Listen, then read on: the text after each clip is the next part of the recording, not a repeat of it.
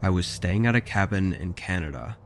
It's a family-owned lodge, nothing too big or fancy, just something my grandparents built and kept up with. So every now and again, someone in the family would enjoy a getaway there. This was just after the new year. I planned to stay 3 nights at the cabin. It was out in the middle of nowhere on some off-the-grid property that I had to get to by snowmobile, which was normal around this time of year. When I got there, I fired up the wood heater and set up my stuff in the bedroom. Within just 30 minutes, I started to feel the sense of relief that I was hoping for. Time felt to move slower out here, and there was nothing to crowd my mind with. I could just lay back and enjoy the peace and quiet. The rest of that day and night was nice. I got up in the morning at sunrise, making breakfast on top of the wood stove. Then I bundled up to head outside and grab more wood. When I opened the front door, I was taken aback. There were footprints in the snow, coming right up to the cabin. I immediately stepped outside and looked around. Then I followed them for a while. They led into the woods, with no signs of going toward the road, which was several miles away. How could they be way out here and not have taken a snowmobile? And why were they out here to begin with? I was really confused, especially with them having to have come up to the cabin during the middle of the night. Otherwise, I would have heard them in the morning. I got wood from the shed and brought it inside. I debated leaving, but I figured if they came by and didn't do anything, then it must have been an accident. Not to mention how much of a hassle it was to get to and from the cabin. It just would have made this trip a huge waste to leave now. I sat by the fire and just kept a lookout for the next couple hours. I didn't see anything. As the sun got higher and the temperature got warmer, I threw my jacket back on and wanted to go for a walk in the woods to pass the time. I decided I might as well take the opportunity to see if the footprints led anywhere. Maybe I'd find another cabin or something, which would put my mind at ease. I followed them into the woods. I walked for probably 20 minutes, not passing any signs of anything. It was just one continuous trail of prints in the snow going through the woods, until I suddenly heard something ahead of me. I whipped my head up and looked ahead. It was suddenly quiet, and everything was still, just endless trees and snow. I knew what I heard was the crunch of a footstep. There was no mistaking it. I felt goosebumps all over my body, as I knew someone was out there in front of me, having to be hiding behind one of the trees. They probably just noticed me and quickly hid, maybe 10 or 15 feet from where I was. "Hello? Is someone out there?" There was no response, not even the slightest sound. As the tension grew, I felt like I had to do something. I decided to turn around and run back to the cabin. I packed everything as quickly as I could, locked up the cabin, and took the snowmobile back to the road. I don't know what happened at that cabin, or what was going to happen, but I have no doubt that that person in the woods was the same person who came by in the middle of the night. Them being on the way back to my cabin only shows that it was no accident. I haven't been back to the cabin after that.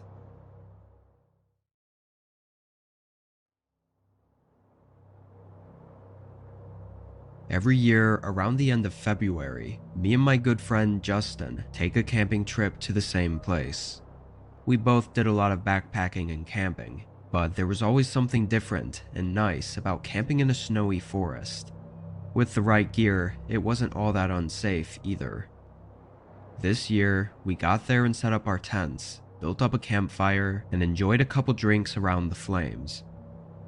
It wasn't really that long after we got there that we suddenly heard something horrifying. It was this dark scream in the distance, echoing across the landscape. It only lasted a few seconds, then it went quiet again. Both of us jumped up from our chairs though, startled by it. It sounded too far for us to even have a chance at seeing who it was, but we looked in that direction anyway. Justin seemed to think that it had to be an animal just making an eerily human sound, because there was no way someone else was out here. I was pretty sure it had to be a person, but either way, we didn't really know what to do about it, other than wait and see if we heard it again. A while passed, and nothing else came.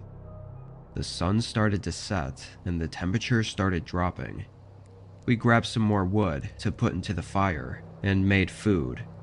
But then, again, out of nowhere, that scream sounded. It was closer, like maybe only 200 feet away from where our camp was. Justin and I looked at each other, both thinking that we should probably check it out before the sun was fully set. I grabbed my knife just in case, and we both bundled up and headed into the woods. We tried to walk cautiously, unsure what exactly we were walking up on. We had maybe gotten 150 feet out, when we heard it one more time from almost right next to us. I stopped and stared in that direction, but there was nothing there. I glanced at Justin, and he seemed as worried as I was. We must have stood still and waited there for nearly 5 minutes before Justin started slowly stepping forward again. He passed a few trees when he suddenly stopped, and I could sense the fear through his body language. I stepped up next to him, and I almost threw up. There was a deer carcass laying in the snow, definitely having been put down recently. Then I felt Justin's hand tap on my shoulder. I lifted my gaze up, and standing across the forest, there was a person. He was just standing there, wearing hardly any winter clothing, and he was watching us, almost like he was observing us. Justin tapped on my shoulder harder, and I understood what he meant. Both of us left and hurried back to our camp. We didn't even speak as we packed our things in a rush and got out of the area. I don't think there's an explanation for what we saw, or who that was out there, or even if that was the person we heard screaming. After that, we stopped going to our camping spot and settled on a different area, hoping to never come across something like that again.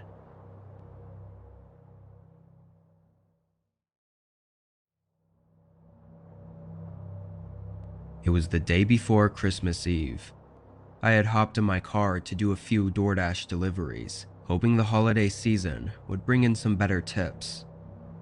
It was around 11 p.m. when I got this order. It was a normal one, just a bag of food to drop off at their house.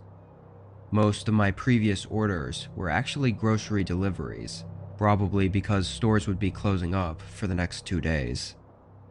The address on this one was far though, farther than I'd usually be willing to drive, but with not many other orders coming through, I took it anyway.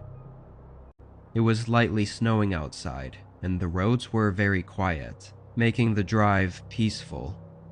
The house was not in an average neighborhood though. When I pulled up to what I thought was going to be the entrance to the neighborhood, it was actually just a thin path through the trees, with a small cabin-looking home at the end. I pulled down and parked, getting out with the food.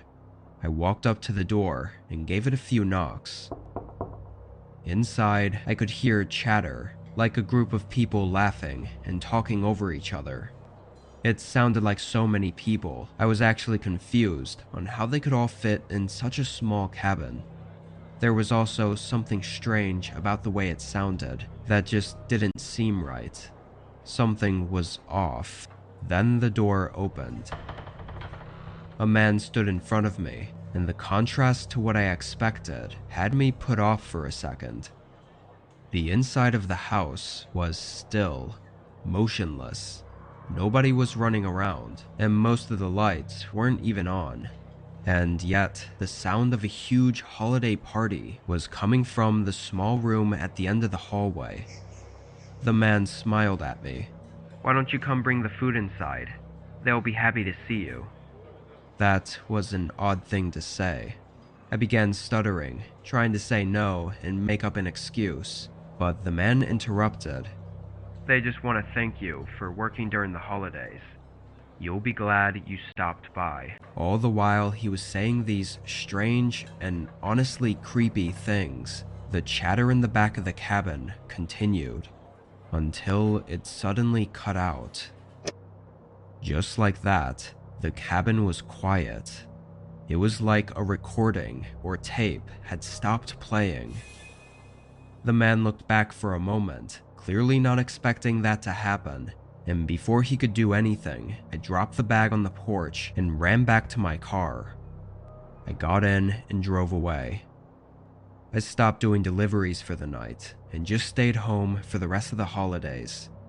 I know nothing actually happened at that cabin, but it's how disturbingly strange everything was, and the thought of what could have happened that still freaks me out.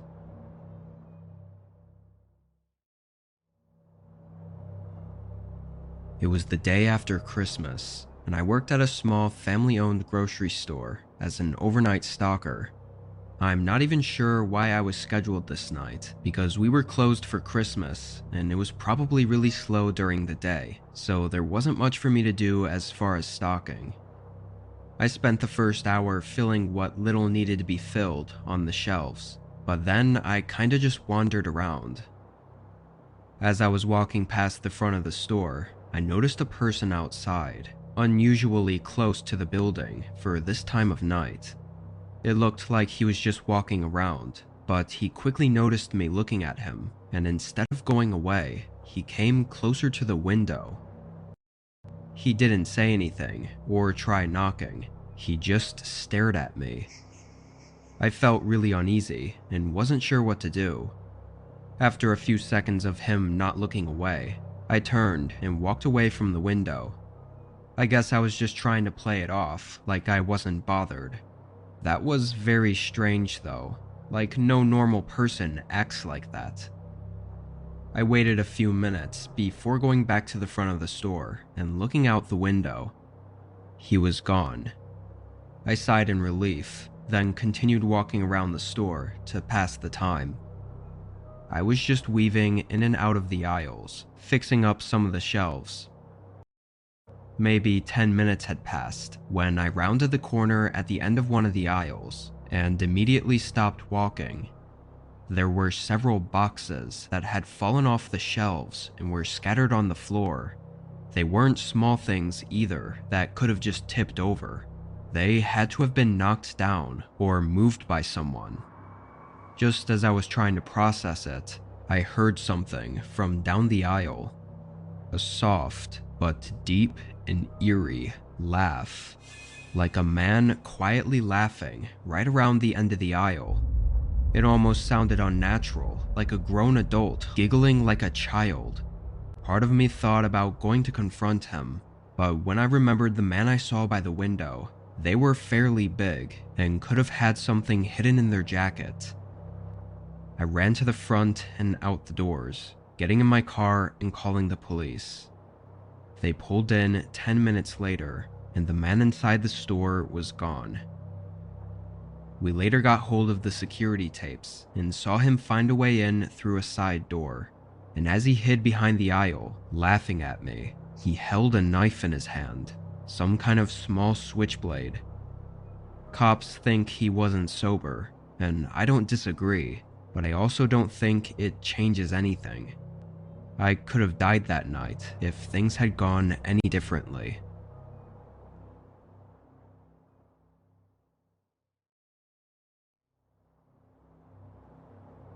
It was New Year's Eve.